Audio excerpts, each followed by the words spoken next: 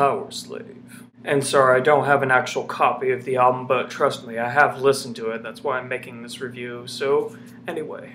So Powerslave is Iron Maiden's 5th album, and along with Peace of Mind, it's considered to be their biggest breakthrough here in the United States. Number of the Beast in general is considered to be their big breakthrough, but Peace of Mind and especially Powerslave continued that and resonated even more with the American audience with such hits like 2 Minutes to Midnight, Aces High, as you can see by my jacket right here. This is Aces High Eddie. As you can see, I got this when I was 15, so it barely fits. I got it at the same time I got my first Iron Maiden album, so and that's why it's like all like shrunk and stuff. But it's not just the hits like Aces High. There's also some really cool lesser known tracks on this album, like Flash the Blade, which was written all by Bruce Dickinson, very cool song. Lust for Words is a pretty decent instrumental. It's my least favorite instrumental overall, next to The Ides of March, which is just an intro to Rothschild, but yeah, it's pretty decent. And Back to the Village is another really cool song, which a lot of people hate for some reason. What is it with me liking just the songs that everybody doesn't like? Yeah, I don't get it. It's just a lot of people, they gotta just listen to it and find some real stuff in it, because I think they're missing out, the crowd in general. Gangland I thought was awesome, Quest for Fire, Back to the Village, songs people don't like, I find real value in them, so yeah, I don't get it. And the title track Powerslave is the first song I've ever heard of this album. It's one of the first songs in my Iron Maiden history, and I think it's a really cool song. I love the Egyptian vibe on this album, or on this song, and I love Bruce Dickinson's vocal performance on this album. I think it's one of his best overall. It's definitely a really cool song, and it kind of compares to Revelations in a way, like going for that more Egyptian biblical sort of vibe. I think Revelations was more like biblical. Powerslave is without a doubt more Egyptian, as depicted on the album cover itself. But I think I kind of prefer Revelations a bit more, but I think the Bruce Dickinson's vocal performance on this song is definitely better, I think. And of course, how can I not mention the very last song of the album, which is one of my all-time favorite Iron Maiden songs, period. Duh. If you haven't guessed it by now, it's of course Rime of the Ancient Mariner, the 13 to 14 minute epic of the album. It is quite an adventurous song, to say the least. Not to sound fucking elitist or anything, but I've heard songs that are 30 to 40 minutes. But no, screw that bullshit. It doesn't have to be 30 to 40 minutes long. But yeah, this just happened to be about 13 to 14 minutes. This is just a really cool song. I love the lyrical themes on it. I love the fact that it's retelling a classic story, or in just a musical form. In fact, I kind of feel like reading the poem, like, after listening to the song. Like, ever since I've listened to the song, I've always had an interest to read the real poem, in which they actually do quote from in the very middle. That's like my favorite part of the song, where they actually do quote from the real poem in the middle of the song. It gets all eerie and dark, and there's like sound effects, and you're just on a boat in the middle of the water. That bass line is just so creepy and so foreboding. It's like something's about to just jump out and scare you, like on the middle of the high seas. I mean, and you gotta listen to the song all the way through. It's definitely yeah, hands down one of the best Iron Maiden songs I've ever heard because of it. Iron Maiden's going for that more progressive vibe that I've seen from bands like Genesis and Yes. And to see it from just like an 80s heavy metal band like Iron Maiden, it just makes them all the more impressive. And that's why I love this band so much, because they're willing to just go out of the box and make songs like this.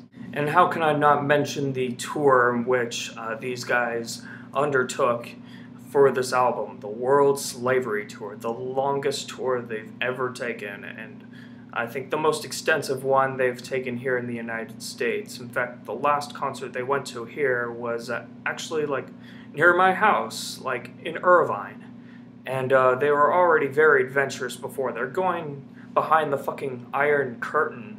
Like during the very first leg of their tour, they were in the Soviet Union, which is quite an accomplishment. They were the first rock band to actually like take an entire stage into the Soviet Union itself. They were playing in places like Hungary and Poland and all that. To think they had enough influence and just lasting power just to make it into the Soviet curtain, that deserves a ton of props. They deserve a lot of recognition for that because yeah, the Soviet Union, very restrictive. Even though I never lived during the Soviet Union, I was born about less than 2 years after it collapsed. Still, I know that must have been a really oppressive like place in general to be in, and that was a very audacious move by Iron Maiden to be able to perform for the Eastern European crowd. And in regards to the Live After Death album that they recorded like during the World Slavery Tour in Long Beach, I'm kind of mixed about it actually. A lot of people seem to really put it on like this high pedestal. I think it's good. Some parts are like way better than how they sound on the album. Like, excuse me, like some of the songs that they performed on Peace of Mind, or the songs from Peace of Mind, some of them sound even better live. Like, listen to the chorus of Revelations here.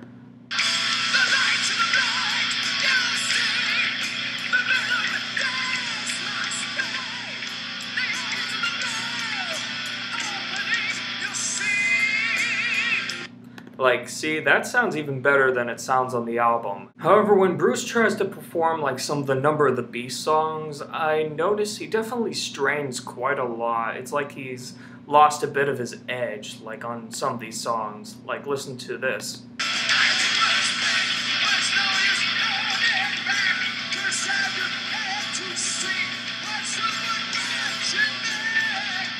Like, see, you could definitely tell he's struggling a bit.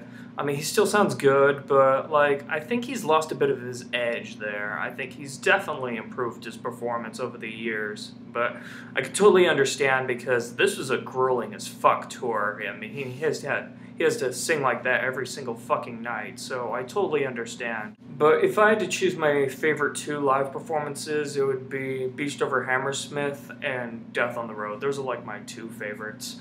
But Live After Death, I still think it's really good. The musicianship is very good. The singing itself is Bruce Dickinson. When they're performing songs from like the Peace of Mind album, they sound even better than they do on the Peace of Mind album, which is great. It's fantastic. But when they're performing the songs from like the Number of the Beast album, it never felt quite right to me. It felt a little off. It felt like Bruce Dickinson lost a bit of his edge. And like when I'm hearing the intro to Hallowed Be Thy Name, I don't know, I didn't really like the way Nico handled it. It felt like he was playing way too fast in the leading up to the Running Low segment. I thought Clive Burr definitely built up a lot more momentum. I think Nico went a little too fast. It just... the timing just felt off to me, personally. But yeah, I think the album's a bit overrated, but whatever, I suppose. Haters gonna hate. Come at me. But yeah, I just wanted to touch on the Live After Death album because I know that's such an important release, and that was done during the live tour for Powerslave, so I just wanted to touch on that. But anyway, overall, I love the direction that they're taking on Powerslave. It sounds like they're going at a much more epic, ambitious, more theatrical style direction. I mean, you can hear it in Rime of the Ancient Mariner. You can hear it in Powerslave. You can hear it in, hell, some of the singles, like Aces High, again, 2 Minutes to Midnight. It definitely sounds like they're upping the drama and the theatricality, if you will. So that I really love about this release. It's really, really cool stuff. Overall, I think I would have to give Powerslave about an 8.25 out of 10. I definitely think albums like Peace of Mind are better. I don't have quite as much of an attachment to this album as I do to Peace of Mind, but this album's still really fucking impressive, and it proves why Iron Maiden was on a roll at this time during the 1980s. So I think that's all I have to say about this, really. Thank you very much for watching, and I'll see you next time. Oh, next time. Somewhere in time.